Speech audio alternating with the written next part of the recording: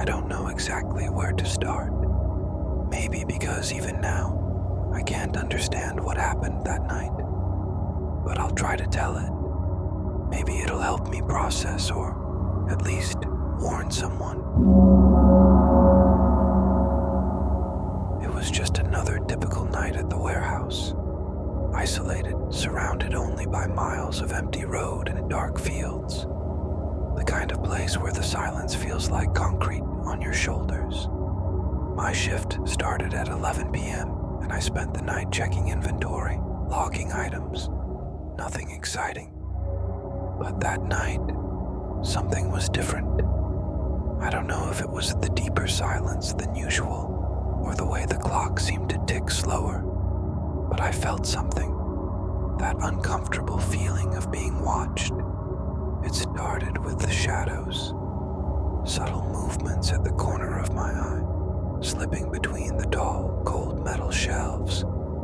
At first, I thought my mind was playing tricks on me.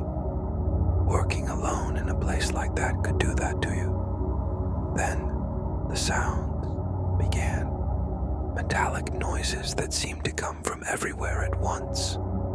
The sound was low, irregular, like someone dragging a chain across the concrete floor. I went to check, of course. It's part of the job to make sure everything is in order. Probably some big rat or the wind rattling the doors, I told myself as I walked. But the warehouse was still, too still. Even the fluorescent lights seemed dimmer, flickering every now and then, casting distorted shadows on the walls. That's when I noticed a door at the back of the warehouse, slightly ajar. A door I'd never seen before. Holding my flashlight tightly, I approached. My heart started pounding harder. There was no reason to feel so nervous, but something was wrong. The door led to a spiral staircase descending into a hidden basement. The smell of rust and dampness was suffocating. The sound of my own breathing echoed off the concrete walls. As I went down, I found what looked like a forgotten storage room. Shelves were filled with items that made no sense. Broken clocks, eyeless dolls, tarnished mirrors. In the center, there was an old table with a pile of photographs. A chill ran down my spine as I looked at the pictures. They were old, black and white images of people who seemed familiar, but I couldn't place them until I found one of me.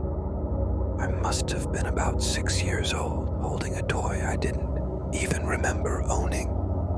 But the strangest part was the background of the photo. It was this same warehouse. Before I could process what I was seeing, the lights flickered violently and went out. The sound of footsteps began echoing around me, but I couldn't see anything. "You're here," a voice said. It wasn't loud, but it felt like it was inside my head.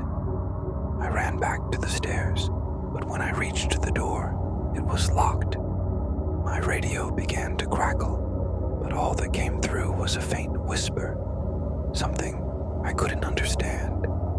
I returned to the security room, hoping the cameras would give me some clue as to what was happening.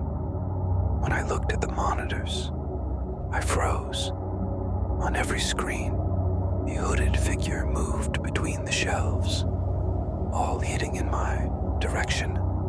I tried to scream, but no sound came out.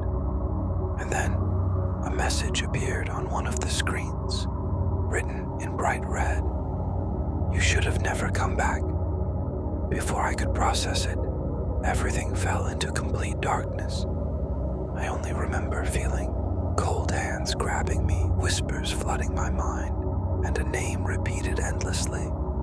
Jonah. My name. Now, as I tell this, I'm locked inside my apartment. I don't know how I got out of there, but something followed me.